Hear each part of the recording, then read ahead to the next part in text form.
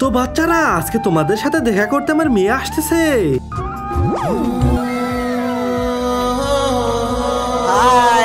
হ্যাঁ, আব্বে হাই দিয়েছে আমাকে। আব্বে শালা, এটা কি করলি? হ্যাঁ, আমার মেয়েকে নিয়ে পালালো, ধরকে। আব্বে, আমার মেয়েকে নিয়ে আয়, যদি নিয়ে আসতে পারিস তাহলে তোর সাথে আমার মেয়ের বিয়ে দেবো।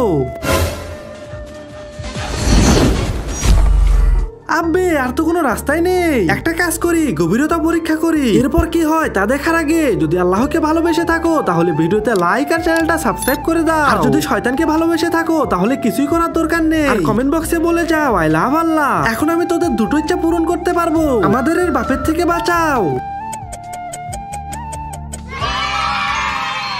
এবার দ্বিতীয় ইচ্ছা বলো। জলপাড়া, জলপাড়া, তুমি কি কোনো ছেলে মেয়েকে দেখেছো এখান দিয়ে পালাতে? হ্যাঁ দেখেছি, ওরা ওই গর্তের ভিতর লুকিয়ে আছে। ওদের একটা ইচ্ছা বাকি আছে, ওরা তো চাইলোই না। একটা ইচ্ছা না, ওটা আমাকে দিয়ে দাও। ঠিক আছে।